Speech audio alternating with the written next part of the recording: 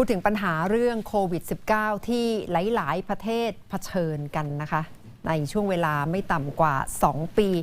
ก็ต้องมีการประเมินมาตรการในการจัดการของรัฐบาลแต่ละประเทศซึ่งไทยเองก็ถูกประเมินด้วยนะคะธนาคารโลกก็ได้ศึกษาเก็บข้อมูลแล้วก็ประเมินว่าที่จริงมาตรการต่างๆของไทยที่ใช้รับมือกับโควิด -19 ก็ถือว่ารับมือได้ดีในระดับหนึ่งโดยเฉพาะนโยบายด้านการคลังแต่จากนี้ไปไทยเองก็ต้องเตรียมรับมือกับความท้าทายในหลายๆเรื่องเพราะว่า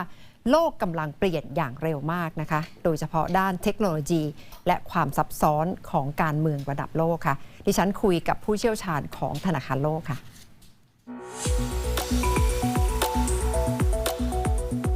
ธนาคารโลกออกรายงานฉบับล่าสุดประเมินสถานการณ์เศรษฐกิจของไทยว่าหลังจากใช้นโยบายการคลังเพื่อรับมือผลกระทบจากโควิด -19 ไทยต้องเตรียมรับมือกับการใช้จ่ายภาครัฐที่สูงขึ้นต้องพยายามคุมหนี้สาธารณะท่ามกลางความท้าทายเรื่องสังคมสูงวัยผู้เชี่ยวชาญของธนาคารโลกย้ำถึงความเปลี่ยนแปลงอย่างรวดเร็วผ่านเทคโนโลยีและความซับซ้อนที่เกิดขึ้นในเชิงการเมืองและเศรษฐกิจโลกว่าเป็นความท้าทายแต่ไทยมีจุดแข็งหลายเรื่องที่เพิ่มคุณค่าได้ Can you tell me what did Thailand do? ไทย PBS มีโอกาสสัมภาษณ์คุณเอนดิอาเมดิออฟผู้อำนวยการธนาคารโลกประจำบรูไนมาเลเซียฟิลิปปินส์และไทยและคุณฮัสซันซามาน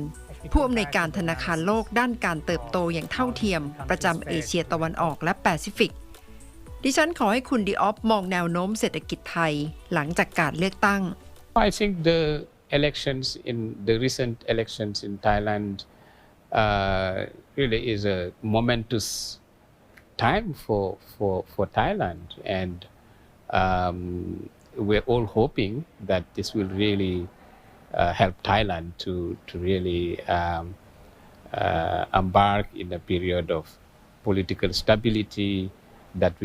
will be very important to support the country, because Thailand is a very capable. Here you really have everything you need. You have very smart people, a very strong private sector, and an entrepreneurial society, and a digitally savvy young population with political stability. I see Thailand just growing very fast. Imagine if you have this political stability, I think this country will be very competitive as long as those reforms that we mentioned earlier are implemented. What's the major factor that hold Thailand back? You have some highly competitive firms which are exporting globally. You have, a company which has one of the largest shares of the tuna market, for example, agro-processing, whether it's automotives, etc. You have certain segments. So then building on those segments, for example, in automotives, moving into the EV space aggressively, I think would be an important strategic direction. And in fact, we have provided some sort of reports, etc., on specific sectors that could, in fact, where Thailand has a comparative advantage in the value chain, and we can continue to provide that kind of technical advice to the government as to what are some of the incentives, etc., that can be provided for those sectors to grow and to create jobs, right? So that's kind of, I would say, sort of in building on Thailand's advantages. ธนาคารโลกระบุว่าไทยควรเตรียมงบประมาณเพิ่มการใช้จ่ายภาครัฐเพื่อให้ความช่วยเหลือทางสังคมการศึกษาและการปรับตัวต่อสภาพภูมิอากาศเปลี่ยนแปลงซึ่งล้วนแต่เป็นวาระสำคัญที่หลายประเทศกำลังเผชิญเช่นกันการปฏิรูปทางเศรษฐกิจที่ธนาคารโลกย้ำว่าไทยต้องเดินหน้าคืออะไร What are the areas that do you think Thailand should focus in terms of industry or policy reforms? The whole service sector can be expanded if you open it up for more competition, for example,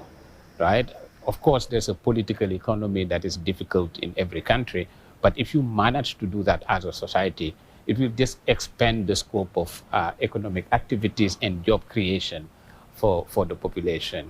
So, in fact, foreign direct investment comes with a lot of benefits. In fact, it comes with, technology, know-how, etc., and complementarity with domestic investors. yeah, of course, government has to really anticipate on that and make sure that foreign direct investment benefits the local economy. And that's something that can be done through good public policy. But in general, improving competition, upskilling the labor force, reskilling the labor force, adapting to new technology, because the world is changing very, very fast. So you have to be very agile, and the education system has to be very responsive to the opportunities and challenges that we are seeing in the economy. And I think this is another area of challenge for Thailand. ทุกวันนี้ไทยยังติดกับดักกลุ่มประเทศรายได้ปานกลางย้อนกลับไปไทยหลุดจากสถานะประเทศกลุ่มรายได้ต่ำเป็นรายได้ปานกลางในปี 1987 และยกระดับเป็นประเทศรายได้ปานกลางระดับสูงเมื่อปี 2011 โดยรวมเท่ากับ 36 ปีที่ไทยวนเวียนอยู่กับกลุ่มรายได้ปานกลางไทยตั้งความฝันว่าจะเป็นประเทศกลุ่มรายได้สูงในปี 2037 เท่ากับเหลือเวลาอีกไม่ถึง 14 ปี แต่ในยุคนี้ที่ไทยเป็นสังคมสูงอายุแล้วการจะเร่งเครื่องไม่ใช่เรื่องง่ายหมายความว่าต้องเร่งการพัฒนาทุกด้าน For that, Thailand will need to grow at around 5 to 5.5% to be able to reach that target. Right now, you're growing at about 3.5%. We have to do a lot more. You will have to, you will have to do more. So, how can you do more is the question. And how do you make sure that the growth that you are going to have is not only enjoyed by the super rich, but is actually shared amongst the population as a whole? Those are the challenges that the country has. So what are some of those things? First, if you look at longer term growth, Thailand basically needs to improve its productivity levels, right? It will need to invest in its people, in its skill levels, as well as invest in more cutting-edge technology and research and development, etc., and become similar to Korea in terms of, and that's another country that we cover,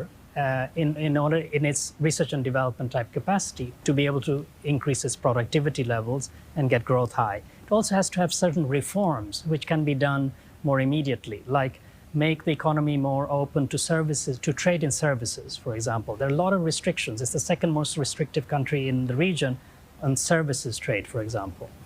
You'll need to improve domestic competition as well. So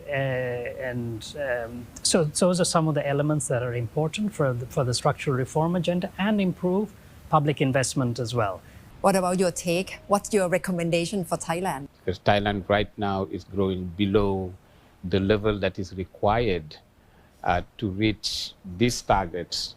of being a high-income economy by 2037. So there's a whole reform agenda there to push growth,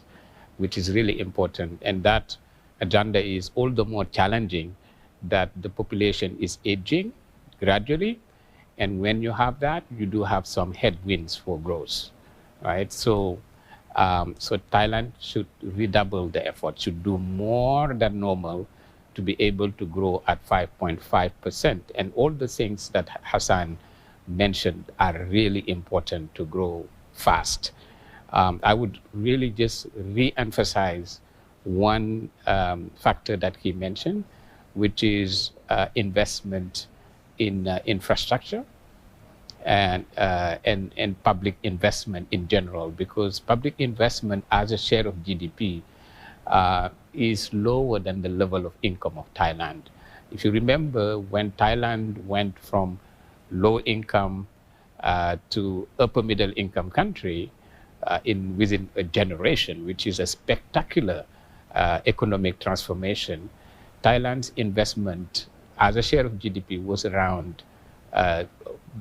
above 25% of GDP. It was very high. Now it's low, it's below 20. And it's very hard to grow fast when your level of investment, total investment, public and private, is this low. So really big effort to increase investment, upskilling the labor force, reskilling the labor force, combining it with innovation in order to really increase the productivity of the economy. that could help Thailand grow faster. นักเศรษฐศาสตร์ธนาคารโลกย้ำว่าประเทศไทยก็คล้ายๆกับหลายๆประเทศคือมีความพร้อมโดยพื้นฐานอยู่แล้วแต่ความมุ่งมั่นทางการเมืองของผู้นำคือปัจจัยสำคัญที่สุดที่จะขับเคลื่อนและปฏิรูปประเทศได้จริง